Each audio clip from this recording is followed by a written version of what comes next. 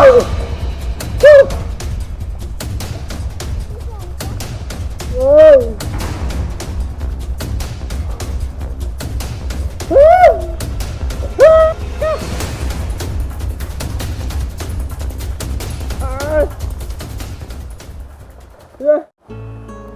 ายดีพี่น้องปองป่าทุกคนวันนี้เราสิมากินอีกอย่างก็บ่จักอันนี้เขาก็บ่เคยได้กินจักเทื่อเกี่ยวแซ่บๆเนาะมันมีใครที่เคยได้กิน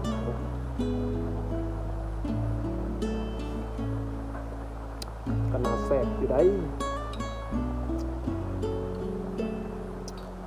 บักลายๆ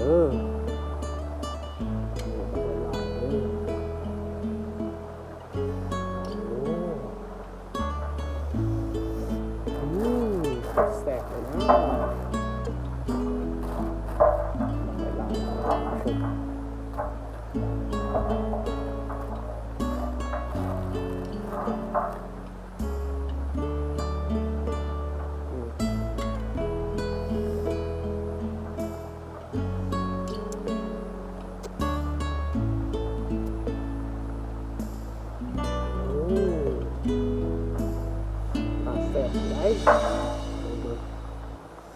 โอ้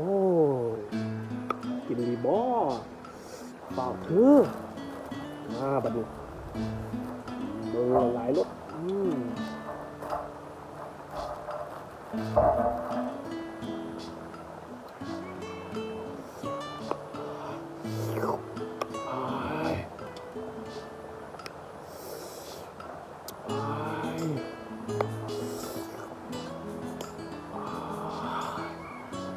สุดยอด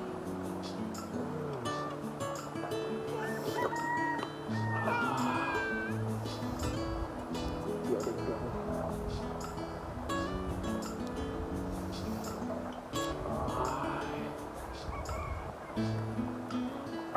บอกลายๆเนาะใครอยากกินก็มากินนำกันได้เด้อใครอยากกินก็มากินนำกันได้เด้อบอกลายๆโคตรหลายเลยท่านผู้ชมบักลายๆนี่แบบใดก็มีมาแม่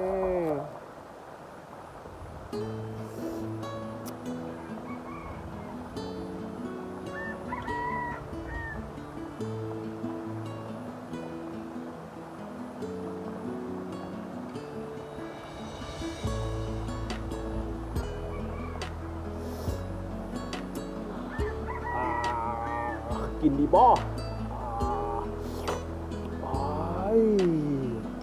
เบิ่งจังไรสิกินให้เบิ่งโคตรตัวใหญ่นะว้าวโอ้ยกระดาษหัวคือกันนะโอ้ยแม่วันนี้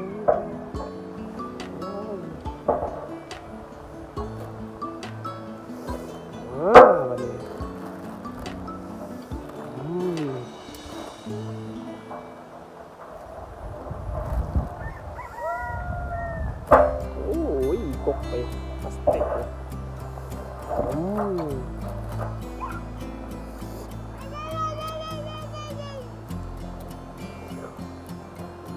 จุ่มเข้าไป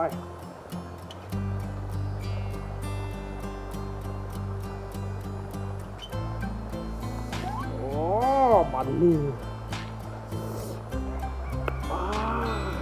กินน้ำกันได้เด้อมา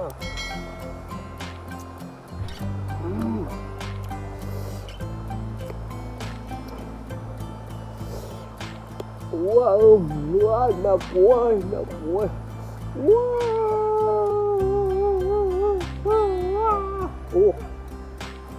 wow phải đó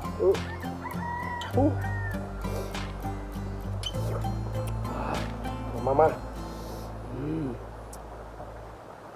gọi lại bạn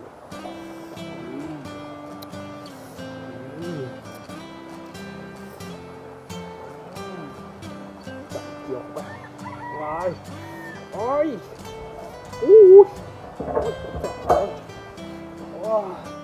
nặng luôn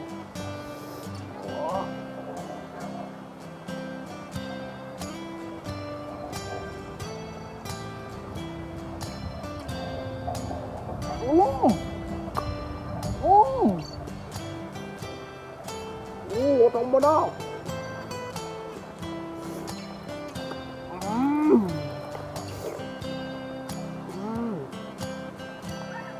ว้าวมานี่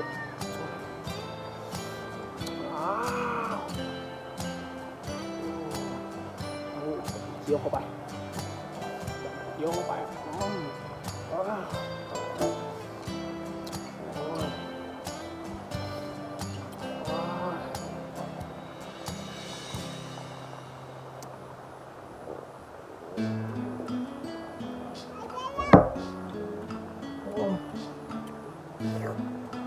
แซ่บเนาะ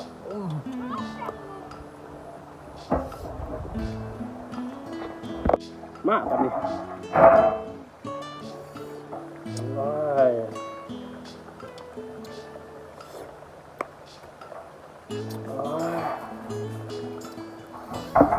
เบิ่ง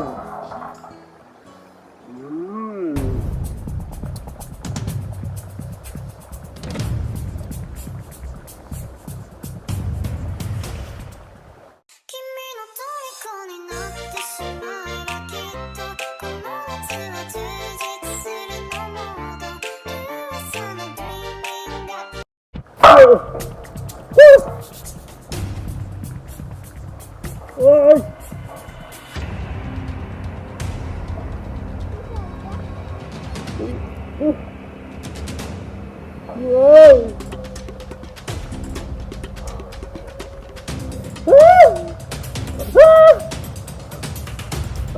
บุงจ้าบ้า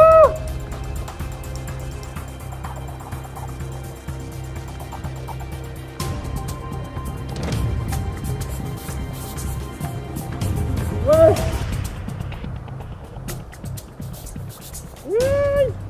ก้า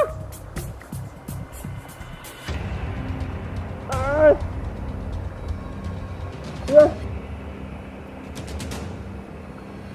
โอ้ยเฮ้ย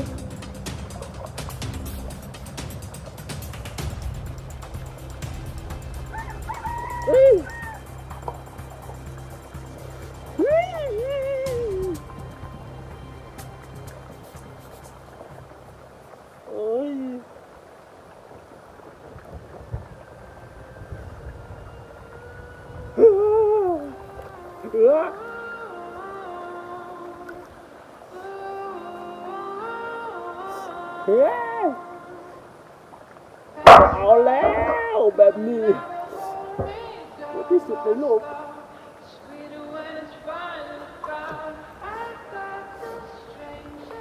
นี่น้ำไหนก็มาจับบ่เลยกูมาเห็นแล้วคลิปอ่ะ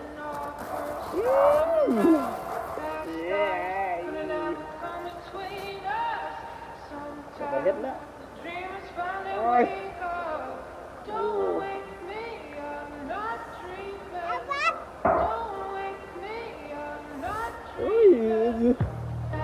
ขอจบคลิปนะท่านผู้ชมฝากกดไลค์กดแชร์กดติดตามเจ็บกระดาบขอจบคลิปนะท่านผู้ชมบอย